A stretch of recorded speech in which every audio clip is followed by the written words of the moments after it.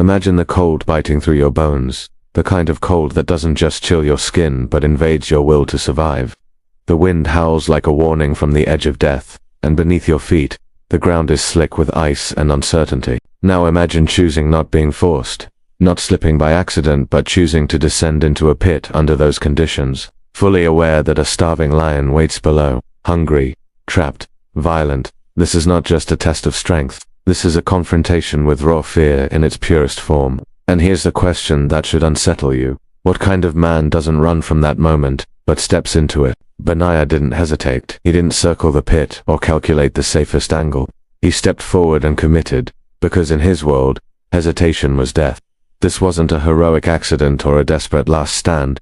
It was a deliberate decision to confront danger on its own terms. Psychologically, this is what sets Benaiah apart. Most people are wired to avoid threats, to seek safety, to preserve life. But Benaiah operated differently. He understood something most never will. Fear expands when you retreat from it, but it collapses when you face it head-on. By stepping into that pit, he wasn't just fighting a lion, he was dismantling fear itself. As he descended, the air thickened with tension, the light dimmed, the sounds above faded, and the presence of the lion became undeniable. The animal saw him immediately, muscles coiled, instincts sharpened by hunger. There was no escape for either of them. This was not a battlefield with rules or structure, this was chaos, compressed into a confined space, and in that moment, everything slowed down.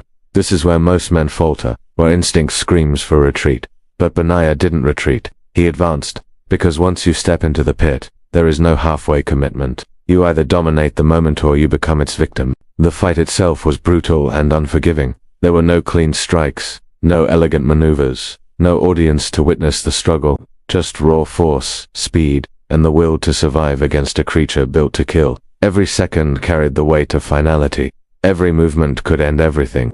And yet Benaiah prevailed.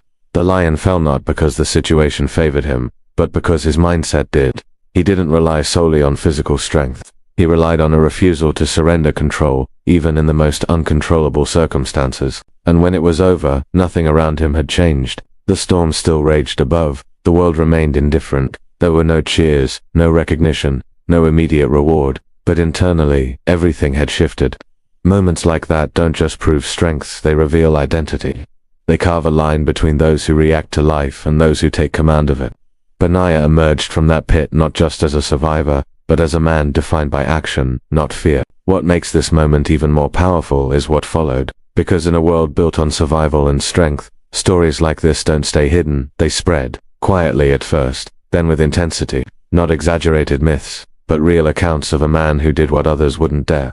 And the message carried with that story was clear. This is someone who doesn't wait for danger, he moves toward it. That kind of mindset is rare, and more importantly, it is valuable in a world where power is constantly under threat. Somewhere beyond that frozen pit, a king was building something fragile, a kingdom surrounded by enemies, both outside and within. In that environment, loyalty mattered, but capability determined survival. A king could not afford hesitation in the men closest to him. He needed individuals who could act decisively under pressure, who would not break when chaos erupted. And when word of Benaiah's actions reached those circles, it wasn't just seen as bravery, it was recognized as reliability under extreme conditions. But this moment wasn't just about gaining attention, it established a pattern. The lion in the pit was not a one-time act of courage. It was a preview of how Benaiah would approach every challenge moving forward. While others measured risk and waited for direction, he moved with conviction. He didn't rely on perfect conditions, he created outcomes through action. And that difference, subtle at first, is what separated him from countless other warriors who may have had strength, but lacked decisiveness. Here's the idea that should stay with you. What if the lion in your life isn't something to avoid, but something you're meant to confront? Most people spend their lives negotiating with fear, delaying action, waiting for the right moment that never comes. But Benaiah's story challenges that instinct. It suggests that the fastest way through fear is directly into it. And that's uncomfortable, because it demands responsibility. It demands risk. It demands that you act before you feel ready. But that's exactly what defines individuals who rise above the rest. They don't wait for fear to disappear. They move despite it. As Benaiah's reputation grew, something subtle but powerful began to happen. He stopped being just a man and became a standard. Others would be measured against him. His actions set a benchmark for courage and decisiveness. And in a world where leadership depends on trust under pressure, That kind of reputation opens doors. Doors into influence, into responsibility, into proximity with power itself. Eventually, his path would lead him into the inner circle of a king, a place where strength alone is not enough. A place where loyalty is tested, where decisions carry consequences far beyond a single battle. Because killing a lion is one thing, but surviving in a world of politics, ambition, and hidden agendas is something entirely different. And this is where the story begins to shift. Because the next phase of Benaiah's life will not be defined by beasts in pits, but by men with power, men whose intentions are far more dangerous than any predator. In that world, the threats are not always visible, and the line between ally and enemy becomes dangerously thin. So here's the question that sets up what comes next. What happens when a man who fears nothing is placed in a world where trust itself becomes the greatest risk? What happens after a man proves he can conquer fear itself? Does he return to obscurity, satisfied with survival, or does the world come looking for him? Because moments like the one in that frozen pit don't stay buried in silence. They echo, they travel, and eventually, they reach the ears of power. Somewhere beyond the wilderness, King David was not just ruling a nation, he was holding it together under constant threat. External enemies pressed in from every border, and internal instability simmered beneath the surface. In that kind of environment, a king doesn't look for ordinary soldiers. He looks for men who have already proven they can operate where fear breaks others. And that is exactly where Benaiah enters the story, not as just another warrior, but as a solution to a king's most dangerous problems. Benaiah's rise into David's inner circle was not based on status or lineage. It was earned through demonstrated action under extreme conditions. This is what made him different from the traditional military hierarchy. While others climbed through rank and connection, Benaiah forced his way into relevance through undeniable results. And in time, he was entrusted with a role that reveals just how much David valued him. He became the commander of the Cherethites and Pelethites, an elite force of foreign mercenaries who functioned as the king's personal guard. These were not ceremonial soldiers, they were specialists, loyal not to politics or tribal alliances, but to the king himself. And placing Benaiah over them sent a clear message. This was a man trusted not just to fight, but to protect the very center of power. Now think about the weight of that responsibility. Being close to the king wasn't an honor, it was a constant test. Every decision mattered. Every failure carried consequences that could destabilize an entire kingdom. Benaiah was no longer operating in isolated moments of courage. He was living in a continuous state of pressure where vigilance never ended. And yet, this is exactly where his mindset thrived, because the same mentality that drove him into the pit with a lion now defined how he operated in the palace: decisive, proactive, and unshaken by uncertainty. But his reputation didn't stop with protection. It expanded through action, through encounters that bordered on legend. At some point during his service, Benaiah faced two warriors from Moab, described as lion-like men. These were not ordinary opponents, they were seasoned fighters, dangerous enough to be remembered in the same breath as beasts. And yet, Benaiah defeated them both. This detail matters, because it reinforces a pattern. He didn't just survive isolated challenges, he consistently overcame high-level threats. He wasn't lucky, he was reliable. And then there's the encounter that feels almost symbolic in its design: a battle against a towering Egyptian warrior, a man armed with a spear that represented overwhelming advantage. By all conventional standards, this should have been a mismatch. The Egyptian had reach, power, and presence. Benaiah had none of those advantages, but instead of avoiding the fight or seeking equal footing, he closed the distance, disarmed the giant, and killed him with his own weapon. Think about that for a moment, because it reveals something deeper than skill. It reveals adaptability. Benaiah didn't just fight enemies, he turned their strength against them. He redefined the terms of engagement. This is where his identity sharpens. He is no longer just the man who killed a lion, he is becoming something far more dangerous: a warrior who can operate in any scenario, against any opponent, and still produce results. And in a kingdom constantly under threat, that kind of consistency becomes invaluable. Because kings don't just need bravery, they need certainty. They need to know that when a situation escalates beyond control, there is someone who can step in and restore order. But here's where the story begins to tighten, because proximity to power comes with a cost. The closer Benaiah moves to the center of David's rule, the more he is exposed to the realities behind the throne. This is not just a world of battles and victories, it is a world of politics, alliances, and hidden tensions. And within that world stands another powerful figure, Joab, the seasoned commander of David's army. Joab was everything Benaiah was not: established, deeply embedded in the system, and fiercely influential. He had history with David, He had power. And more importantly, he had his own way of maintaining control. This creates an unspoken tension, because when two powerful warriors operate within the same orbit of authority, conflict is not always immediate, but it is inevitable. Joab represented the old guard, the established order. Benaiah represented something new, a different kind of loyalty, one not shaped by long-standing alliances, but by direct allegiance to the king. And while this difference may not have sparked immediate confrontation, it planted the seeds for something much larger. As time passed, Benaiah's role continued to evolve. He wasn't just executing orders, he was becoming a stabilizing force within the kingdom. His presence alone acted as a deterrent. Enemies knew that if they crossed certain lines, they would not face negotiation, they would face Benaiah, and that kind of reputation changes how people behave. It creates space for authority to function. It reinforces the idea that power is not just held, it is defended. But here's the hook that shifts everything. What happens when the greatest threats are no longer outside the kingdom, but inside it? Because no matter how strong a nation appears from the outside, its greatest vulnerabilities often come from within: ambition, rivalry, and the hunger for power. And as David's reign begins to approach its final chapter, those internal tensions begin to surface in ways that cannot be ignored. Suddenly, loyalty is no longer a simple concept, it becomes a choice. And for Benaiah, that choice will define everything that follows. Because standing guard over a king is one thing, but deciding who deserves the throne next, that is a different kind of battle entirely. What happens when a kingdom built on strength begins to fracture from within, not from invading armies or external threats, but from ambition, quiet, calculated, and dangerously patient? Because as long as King David was strong, decisive, and present, the balance held. But time changes everything. Age weakens even the greatest rulers, and when a king begins to fade, the question no one dares to ask out loud suddenly becomes unavoidable: who will take the throne? This is where the story shifts from battlefield courage to political survival. Because the kind of enemies Benaiah now faces don't carry spears or charge into combat.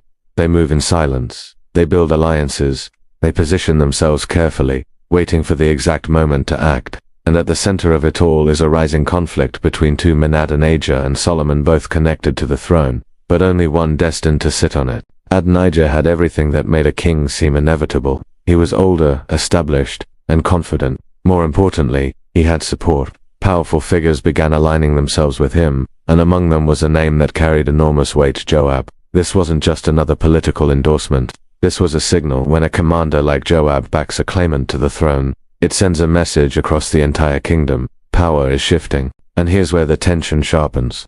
Because Benaiah is now standing at a crossroads.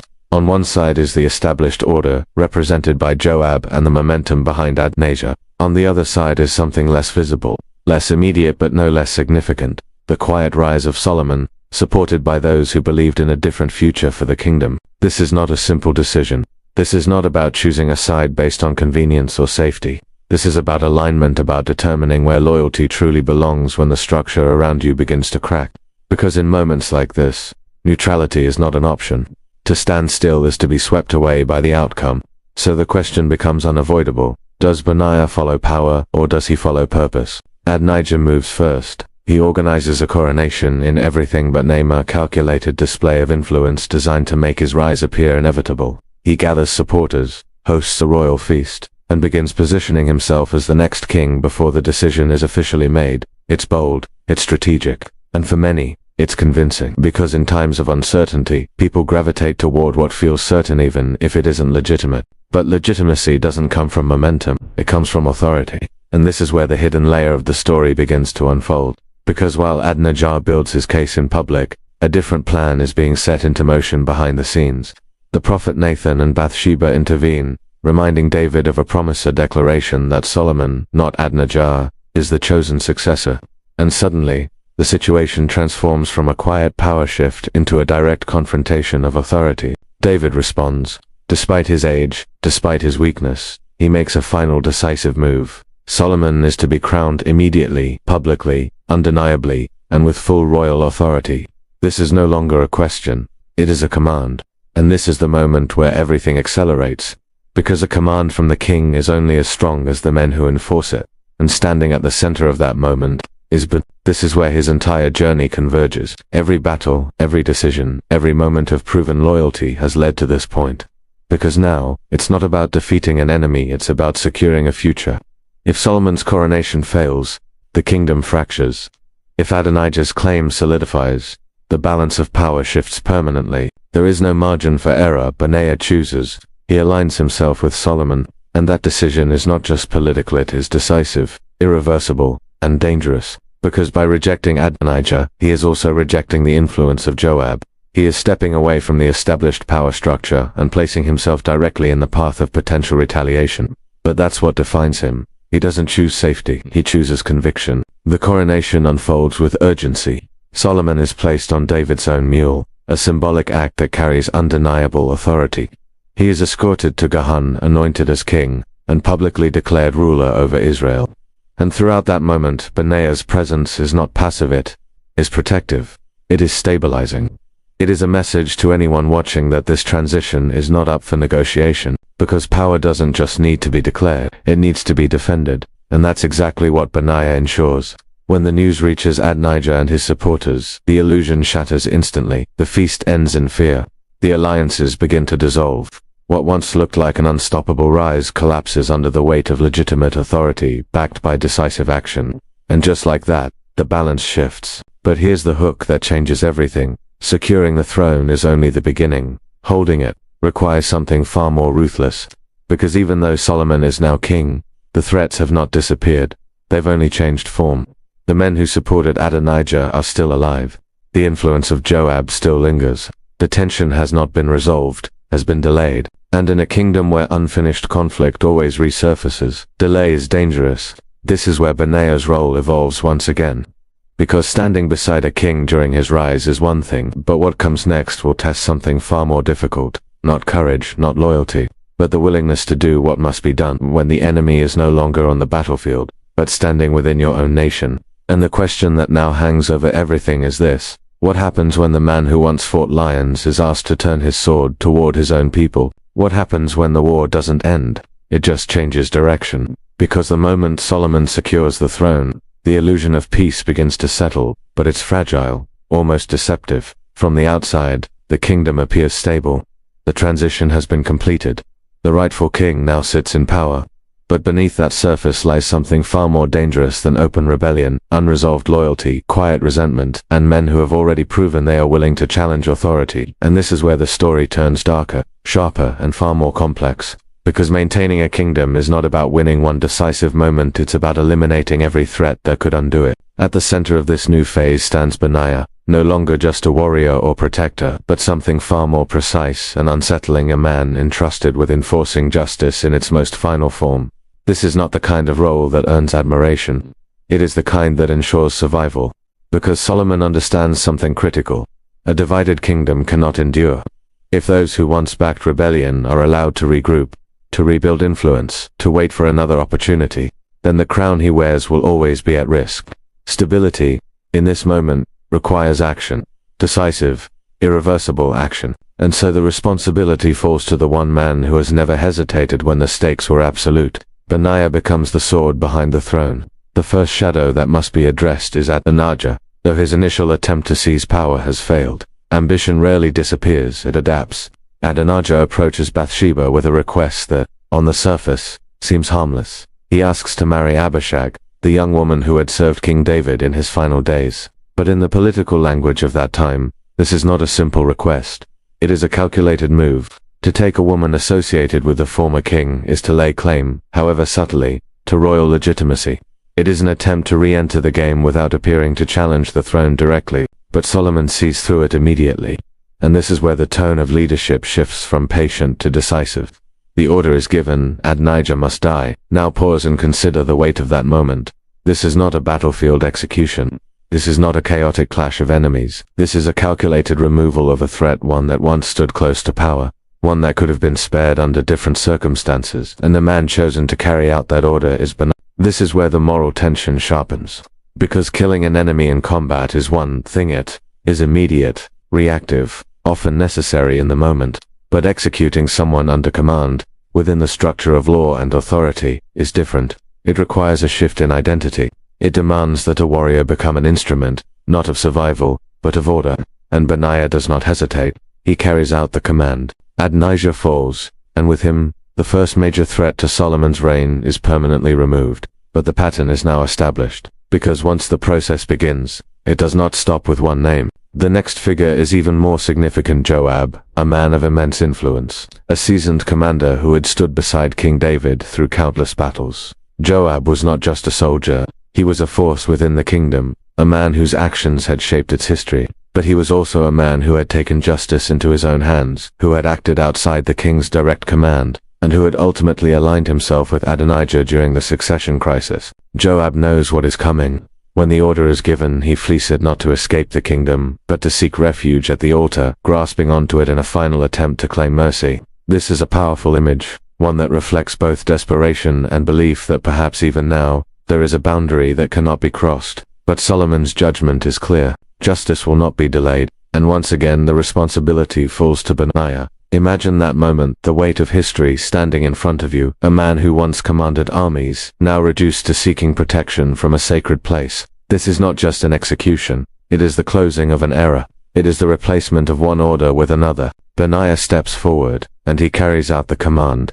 Joab falls, and with him, the old guard begins to disappear. At this point, something fundamental has changed. Benaiah is no longer defined by the battles he fights, he is defined by the outcomes he enforces. He is no longer reacting to threats, he is eliminating them before they can fully form. This is not chaos, this is control. Ruthless, precise, and effective. But here's the deeper question that emerges from all of this. What does it do to a man to become the instrument of such decisions? Because strength is not just about physical endurance, it's about psychological resilience. To carry out these actions without hesitation requires more than obedience. It requires a belief that what you are doing is necessary, that the stability of the kingdom outweighs the cost of individual lives. And that belief is what anchors Benaiah. He is not acting out of personal ambition. He is not driven by vengeance. He is executing a mandate, and that distinction is what allows him to remain steady while others might fracture under the same weight. With these actions, Solomon's reign stabilizes. The major threats are gone. The lines of authority are clear, and in the aftermath, Benaiah is elevated. He replaces Joab as commander of the army, stepping fully into a position of unmatched influence.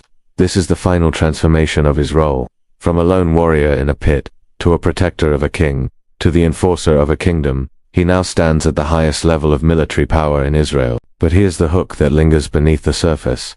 Power secured through decisive action always carries a cost. Because while the kingdom enters what will become its golden age, the path to that stability was not clean, it was not simple. It was carved through difficult decisions, through moments that demanded clarity over comfort, action over hesitation. And Benaiah stands at the center of it, all a man who never stepped back when the moment required him to move forward. So the question that remains is not whether he was strong, or loyal, or effective. The question is deeper than that.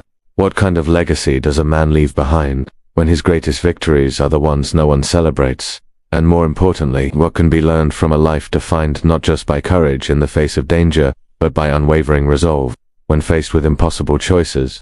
Because in the end, Benaiah's story is not just about lions, giants, or kings. It's about what it truly means to stand firm, when everything around you demands compromise. What kind of man stands at the peak of power, and yet is remembered not for the throne he held, but for the decisions he made in the shadows? Because by the time Benaiah reaches the height of his influence under Solomon, his story is no longer about rising, it's about what remains after the rise is complete.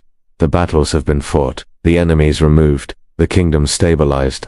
From the outside, this is the beginning of Israel's golden age, a time of wisdom, prosperity, and expansion.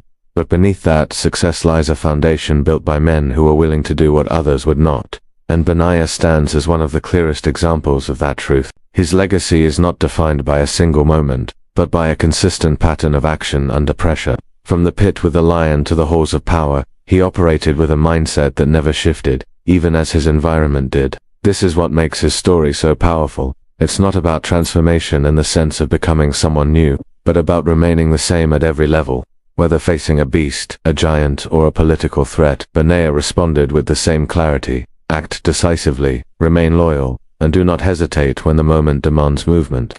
And in a world where most people change under pressure, that kind of consistency becomes rare and invaluable. But here's where the deeper meaning begins to emerge. Because strength alone does not explain Benaiah's success. There were many strong warriors. There were many skilled fighters. What separated him was alignment. His actions were not random, not driven by ego or impulse. but anchored in a clear sense of purpose. He understood who he served, and he never wavered from that understanding.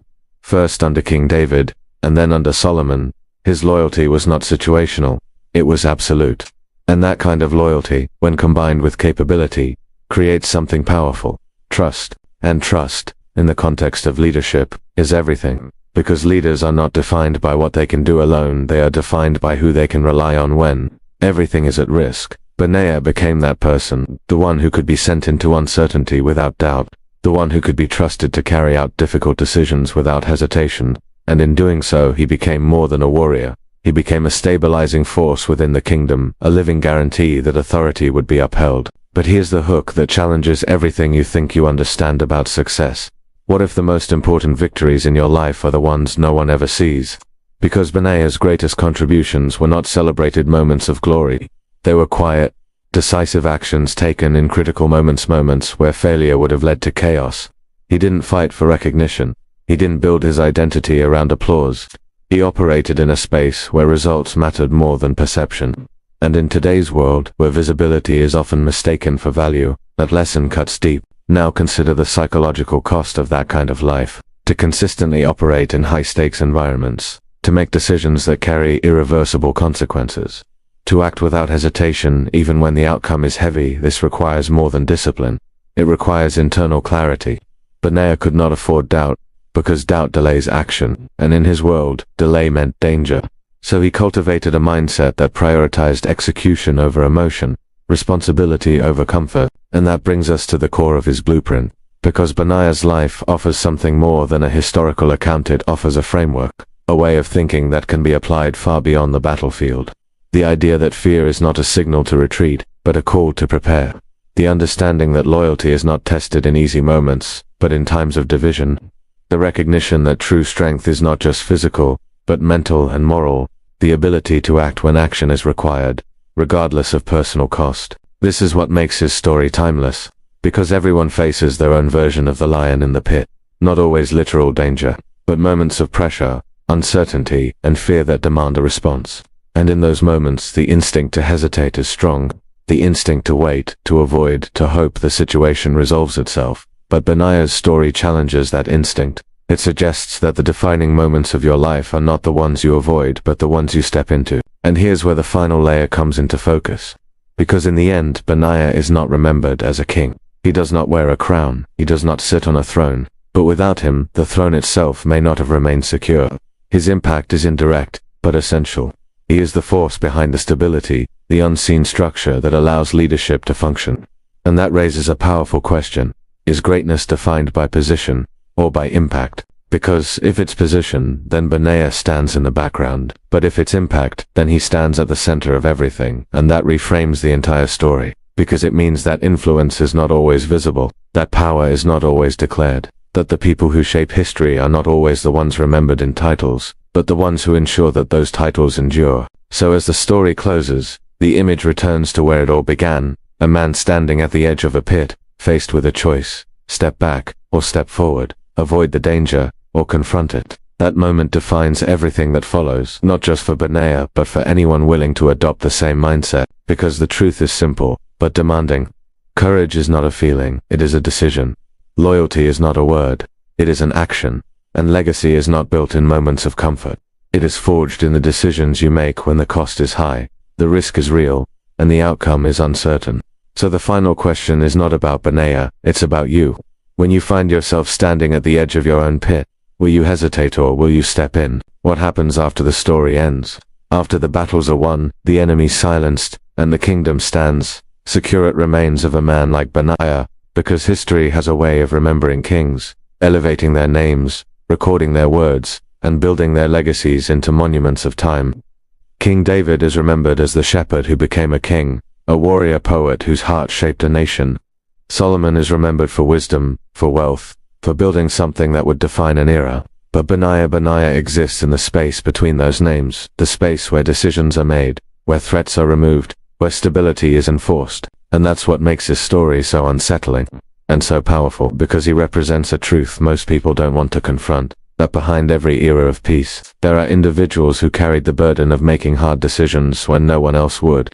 People who stepped forward when hesitation would have destroyed everything. People who understood that leadership is not just about vision, it's about protection, enforcement, and sometimes sacrifice that goes unseen. Benaiah never chased recognition. He didn't build his identity on titles. He didn't need the crown to have influence. And yet, without him, the crown itself may not have endured.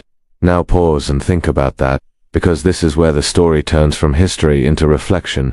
In a world that constantly pushes you to be seen, to be acknowledged, to be validated, Benaiah's life points in the opposite direction. It asks a question that cuts deeper than ambition. What if your greatest value comes not from being recognized, but from being reliable when it matters most? Because reliability is rare. Consistency under pressure is rare. The ability to act decisively when the outcome is uncertain is rare.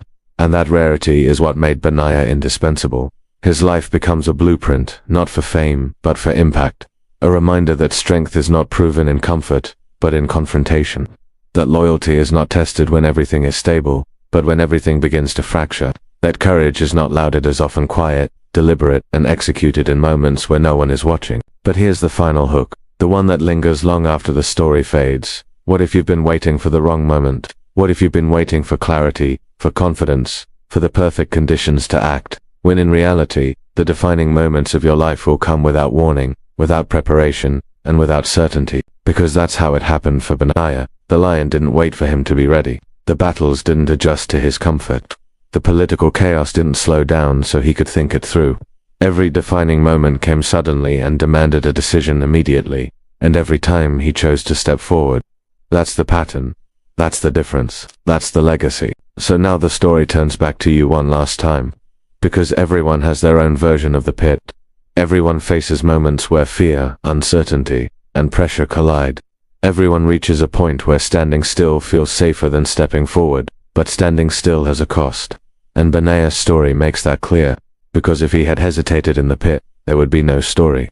If he had hesitated in the palace, there would be no stability. If he had hesitated in the moments that mattered most, history would look very different. So the question is no longer theoretical, it's immediate, it's personal, it's unavoidable. When your moment comes, and it will when you're standing at the edge, when the outcome is uncertain, when the risk is real, will you wait, or will you move? Because in the end, legacy is not something you inherit, it's something you build, decision by decision, action by action, moment by moment. And just like Benaiah, it begins the moment you decide to step forward.